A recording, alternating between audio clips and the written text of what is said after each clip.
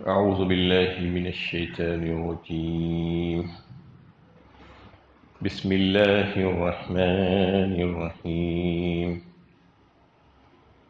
حتى إذا بلغ مغرب الشمس وجدها تغرب في عين هامية ووجد عندها قوما قلنا يا ذا القرنين إما أن تعذب وإما أن تتخذ فيهم حسنا.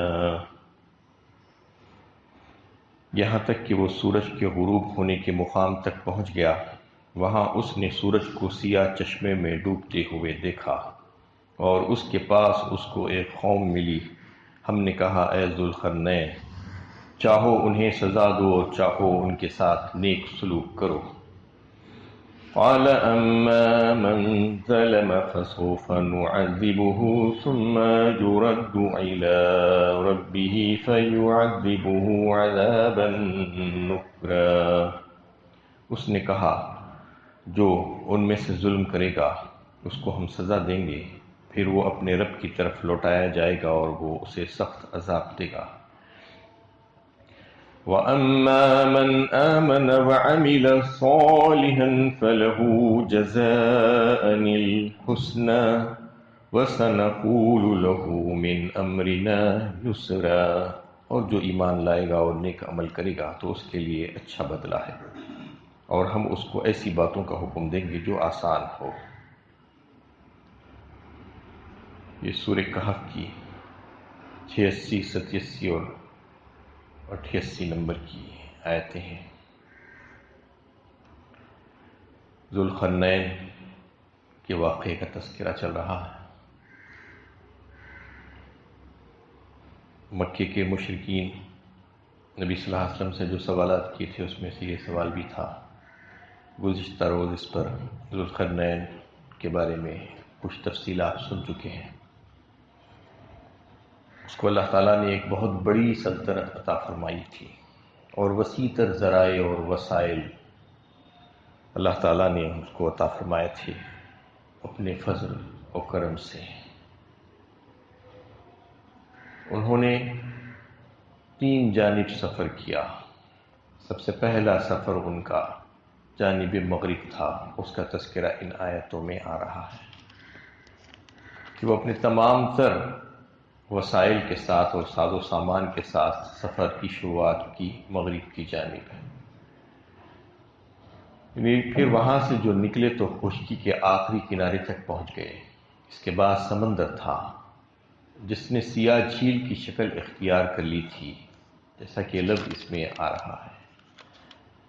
فی عین حمیہ، مطلب یہ ہے کہ دلدل اور کیچڑ سیاہ رنگ کا اس کو کہا جاتا ہے۔ سمندر جس نے سیاہ جھیل کی شکل اختیار کر لی تھی، وہاں اسے ایسا دکھائی دیا کہ سورج اس گدلے پانی میں ڈوب رہا ہے۔ مطلب یہ ہے کہ ذوالقرنین مغربی مہم پر جب روانہ ہوا تو ملک پر ملک فتح کرتے ہوئے ایک ایسے ملک میں پہنچ گیا جو خشکی کی آخری حد تھی، اس کے آگے جھیل نما سمندر تھا، اس سے آگے بڑھنے کا سوال ہی پیدا نہیں ہوتا تھا۔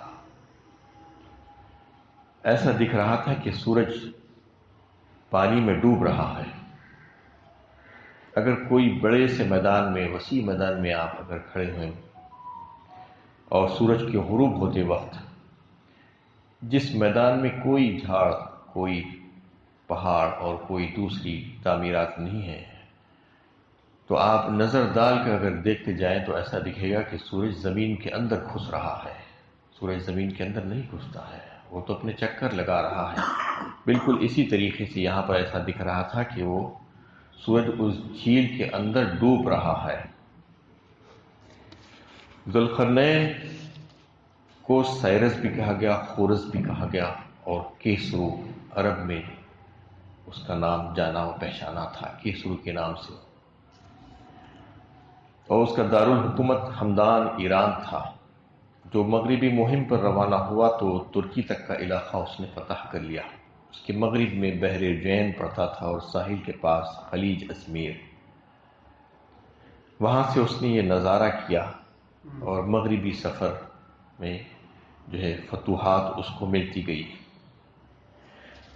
اب اللہ تعالیٰ نے اس کو جو پیغام دیا اس کا یہاں پر ذکر فرمایا جا رہا ہے، قلنا کہہ کر، قلنا یا ذا القرنین اما ان تعذب و اما ان تتخذ فیہم حسنا۔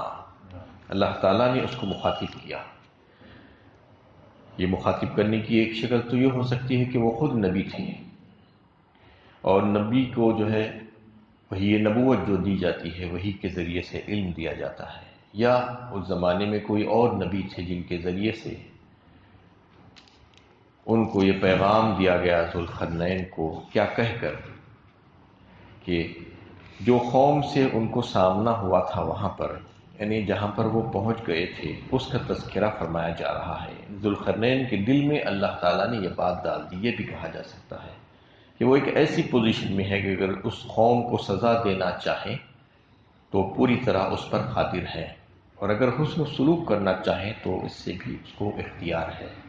اس کا مطلب یہ نہیں ہے کہ وہ مفتوح قوم پر بے جا ظلم کرے، اور نہ ایسا کہ صرف احسان کر دے، بلکہ مطلب یہ ہے کہ پوزیشن کو واضح کرنا ہے جو امراً اس سے حاصل ہو گئی تھی۔ یعنی اللہ تعالیٰ نے ان کو یہ اختیار دے دیا تھا کہ جو کافر قوم سے ان کو سابقہ پڑا تھا تو ان کو یا تو سزا دیں یا ان کے ساتھ احسان والا معاملہ کریں۔ احسان والا معاملہ کا مطلب یہ تھا کہ ان کو سمجھائیں، ان کو تذکیر کریں، نصیحت کریں، دعوت و تبلیغ ان کے سامنے پیش کریں، اللہ کی کبریائی اور بڑائی کا جو ہے ان کو پتہ ہو، یہ ساری چیزیں بتائیں، اور اگر وہ مان جائیں تو ان کو اس کی جزا دیں، ان کو انعام دیا جائے، اور اگر نہ مانیں، کفر کریں اس کے باوجود بھی، تو ان کو سزا دی جائے۔ یہ اللہ تعالیٰ نے اختیار ان کو دیا تھا۔ اس اختیار کے جواب میں انہوں نے کہا کہ ہم یہ صورت اختیار کریں گے۔ قال اما من ظلم فسوف نعذبه ثم يرد الى ربه فيعذبه عذابا نكرا، یعنی ہم پہلے ان کو سمجھائیں گے، ان کو صراط مستقیم اور ہدایت کے راستے کی طرف بلائیں گے، ان کو صحیح بات بتائیں گے، اللہ کی توحید کے بارے میں ان کو جو ہے متوجہ کریں گے، اور اگر وہ اس بات کو مان جاتے ہیں اور ایمان لا کر عمل صالح اختیار کرتے ہیں، اچھا عمل اختیار کرتے ہیں، تو پھر ان کے لیے بہترین جزا ہے، یہ کہا انہوں نے۔ یعنی ہم صرف سزا ہی نہیں دیں گے بلکہ جزا بھی دیں گے، جو اچھا کام کرنے والے ہیں ان کو ہم پہلے ان کو سمجھائیں گے، ان کے ساتھ حسن و سلوک کریں گے، ان کے ساتھ اچھا معاملہ کریں گے، ان کو نصیحت کریں گے۔ یہ کرنے کے بعد اگر وہ سمجھ جائیں اور ایمان لا لیں اور اچھا عمل کریں تو آسان راستے کی طرف ان کو ترغیب دی جائے گی، اور ایمان کی دعوت ان کو جب دی گئی، ایمان اور اسلام میں اگر وہ داخل ہو گئے تو پھر ان کے لیے بہترین معاملہ ہوگا۔ اور پھر ورنہ ہم ان کو سزا دیں گے جو ظالمانہ حرکت کریں گے، ورنہ زیادتی کسی پر بھی نہیں کی جائے گی۔ ذوالقرنین کے اس اعلان کا مطلب یہ تھا کہ ایک مفتوح قوم کے ساتھ اس کا رویہ اور اس کی حکومت کی پالیسی عدل و انصاف کی ہوگی۔ واضح رہے کہ سائرس نے جس وقت اقتدار سنبھالا اس وقت اس کے اطراف میں ظالمانہ حکومت قائم تھی، اور انسانیت ظالم حکمرانوں سے تنگ آ گئی تھی، چنانچہ بابل کی حکومت، جیسا کہ اس سے پہلے یہ تذکرہ چل رہا تھا، سورہ بنی اسرائیل میں بھی یہ بات آئی اس کی شروعات میں، کہ قوم بنی اسرائیل کے اوپر جو ظلم و زیادتی ہوئی، جو انہوں نے بدعمالیاں کی تھی تو ان کی سزا کی اللہ تعالیٰ نے دی، اور ان کے اوپر ظالم حکمرانوں کو مسلط کر دیا تھا۔ بخت نصر جو ان کو مارا، قید کیا اور ان کو لے جا کر بابل میں قید کر دیا، ان کی اسیری کی زندگی ایک طویل عرصے تک چلتی رہی۔ وہ ظلم و جور کرتا، وہ ایک بدترین نمونہ تھی اس کی ظلم کی داستان، جس نے بنی اسرائیل کو قید و بند کی زندگی گزارنے کے لیے مجبور کیا تھا۔ ان ظالم حکمرانوں کے ظلم اور بربریت سے نجات دلانے کا کام اللہ تعالیٰ نے جس کے ہاتھ سے لیا ہوگا وہ سائرس تھا۔ یہاں پر یہ بتانا مقصود ہے کہ صرف فتوحات حاصل کر لینا، ملک پر ملک فتح کرنا، یہ اصل مقصد نہیں ہے، کہ اللہ تعالیٰ یہ چاہتے ہیں کہ ایک بندہ مومن اس کو حکومت اور سلطنت اور اقتدار بخشا جائے تو وہ اللہ تعالیٰ کی کبریائی کو بلند کرے اور لوگوں میں ایمان اور اسلام کو پیش کریں اور اس کی طرف ان کی توجہ دلائیں۔ یہ کام اس کی طرف سے ہونا چاہیے، اور عدل و انصاف قائم ہونا چاہیے لوگوں کے درمیان۔ تو قرآن نے ذوالقرنین کی جن فتوحات کا تذکرہ کیا ہے، اس کا مطلب یہی ہے کہ اس نے انسانیت کو ظلم اور فساد سے نجات دلانے کے لیے یہ اقدامات کیے تھے۔ یہ انسانیت کی بہت بڑی خدمت تھی۔ اس کا مطلب ملک گیری اور اپنی شان و شوکت بڑھانا ہرگز نہیں تھا۔ دنیا میں جہاں ظلم کی گھٹائیں چھا جاتی ہیں، وہاں اللہ کے کرشمہ رحمت کا ظہور بھی ہوتا ہے اور انصاف کی ہوائیں چلنے لگتی ہیں۔ اس سے واضح ہوا کہ ذوالقرنین کے پیش نظر صرف یہی مقصد نہیں تھا کہ لوگوں کو ظلم سے نجات دلائی جائے اور انصاف کا بول بالا ہو، بلکہ ظالم حکمرانوں سے ان سے پنجے سے چھڑائیں بھی، بلکہ ایک اعلیٰ مقصد یہ پیش نظر تھا کہ لوگوں کو توحید سمجھائی جائے، اللہ تعالیٰ کی راہ دکھائی جائے اور آخرت کی جواب دہی کا احساس ان کے دل میں پیدا کیا جائے اور اس کا شعور پیدا کر کے ایک صالح اور متقیانہ زندگی گزارنے کے لیے ان کو آمادہ کیا جائے۔ یہ اصل مقصد تھا، یہ بتانا مقصود ہے اللہ تعالیٰ کو کہ اللہ تعالیٰ جب حکمرانی عطا فرماتے ہیں تو ایک مومن بندہ جب حکمران بنے تو اس کو کیا کرنا چاہیے، یہ بتایا جا رہا ہے اس میں کہ وہ صرف لوگوں کو ظلم و زیادتی سے نہ بچائے، انصاف کی حکمرانی ہی نہ کرے، بلکہ اس کے ساتھ ساتھ اللہ کی توحید کا قائل بھی کرائے لوگوں کو اور آخرت کی بیداری کے سلسلے میں شعور جگائے اور لوگوں کو ایک اچھی اور بہترین زندگی گزارنے کی طرف توجہ دلائے۔ یہ کام انہوں نے کیا اور اللہ تعالیٰ نے ان کو یہ اختیار دیا تھا اور حکم کیا تھا کہ تم چاہو تو احسان کرو، چاہو تو سزا دو۔ تو انہوں نے کہا کہ میں ان کے اوپر احسان والا معاملہ کروں گا اور ان کو بہترین راستہ دکھاؤں گا صراط مستقیم کا، اور اللہ کی توحید کو سمجھاؤں گا۔ اس کے بعد اگر نہ مانے تو پھر سزا دوں گا۔ یہاں کی سزا تو تھوڑی ہے، اس کے بعد پھر ایک بڑی سزا کے لیے ان کو تیار رہنا ہوگا، اللہ تعالیٰ کے پاس جا کر اس کا عذاب ان کو جھیلنا ہوگا۔ یہ مقصد بیان کیا اللہ تعالیٰ نے ان کے مغرب کا۔ انہوں نے مغرب کی جانب جو سفر کیا تھا، وہاں پر جس قوم سے ان کو سابقہ پڑا تھا، وہ قوم کے ساتھ انہوں نے کیا معاملہ کیا، اللہ تعالیٰ نے ان کو کیا حکم دیا تھا، اس کو تفصیل سے بیان کیا گیا۔ ثم اتبع سببا، پھر اس نے ایک اور مہم کے لیے سر و سامان کیا۔ حتى إذا بلغ مطلع الشمس وجدها تطلع على قوم لم نجعل لهم من دونها سترا، یہاں تک کہ جب وہ سورج کے طلوع ہونے کے مقام تک پہنچ گیا تو اس نے دیکھا کہ وہ ایک ایسی قوم پر طلوع ہوتا ہے جس کے بالمقابل ہم نے کوئی آڑ نہیں رکھی ہے۔ كذلك وقد أحطنا بما لديه خبرا، اس طرح ہم نے اس کو اس قوم پر بھی غلبہ عطا کیا اور اس کے پاس جو کچھ تھا اس سے ہم پوری طرح باخبر تھے۔ اب ایک دوسرا سفر یہاں سے شروع ہوا۔ اس سے پہلا مغرب کی جانب سفر تھا، اب یہ مشرق کی جانب سفر ہے جہاں سے سورج طلوع ہوتا ہے، اس کا تذکرہ اللہ تعالیٰ نے فرمایا۔ یعنی وہ مشرق میں آبادیوں کو عبور کرتا ہوا ایک ایسے مقام پر پہنچ گیا جہاں کچھ ایسی قوم سے اس کو سابقہ پڑا جہاں لوگ دھوپ سے بچنے کے لیے کوئی ان کے پاس سامان نہیں تھا، کوئی مکان نہیں تھا اور کوئی آڑ نہیں تھی، کوئی لباس نہیں تھا، بالکل وحشی قوم تھی، یا مکانات وغیرہ یا ان کے پاس کوئی ایسی چیزیں نہیں تھی، بالکل خانہ بدوش جسے کہا جاتا ہے وہ ایسی قوم تھی۔ اس پر سے جو ہے اس کا گزر ہوا۔ سائرس اپنی مشرقی مہم میں بلخ تک پہنچا جو افغانستان میں ہے، اور دوسری طرف مکران تک جو بلوچستان میں ہے۔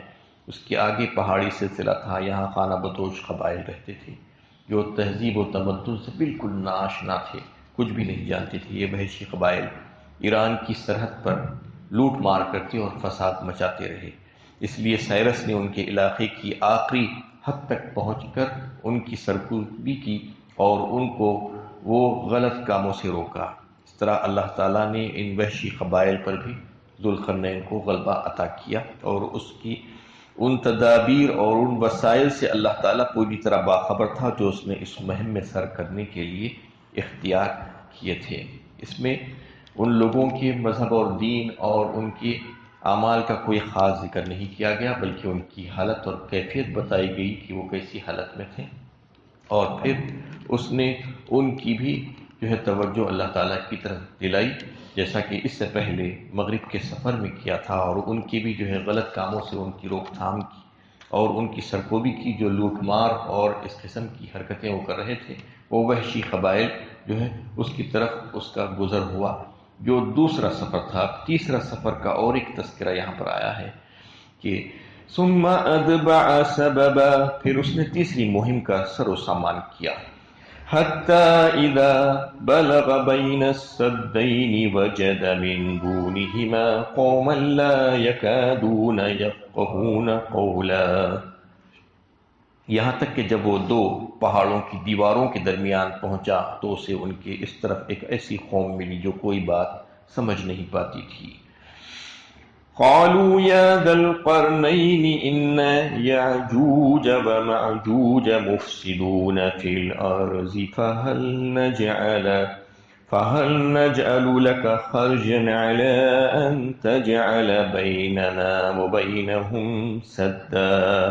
ان لوگوں نے کہا، اے ذوالقرنین، یاجوج و ماجوج اس ملک میں فساد مچاتے ہیں، تو کیا ہم آپ کے لیے خراج مقرر کر دیں تاکہ آپ ہمارے اور ان کے درمیان ایک دیوار بنا دیں۔ یہ تیسرا سفر تھا۔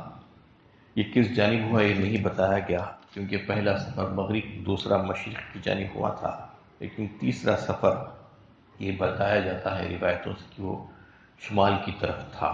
وہ آگے بڑھا تو ایک ایسی جگہ پہنچ گیا جو دو پہاڑوں کے درمیان ایک درہ تھا، اور اس کے پاس ایک غیر متمدن قوم رہتی تھی جو مشکل سے کوئی بات سمجھتی تھی، یعنی کوئی زبان بولی وہ سمجھ نہیں پا رہے تھے، ان کی کوئی کون سی زبان تھی جو ہے پتہ نہیں چل پا رہا تھا۔ ممکن ہے کہ غیر متمدن ہونے کے علاوہ ان کی زبان بھی مختلف رہی ہو۔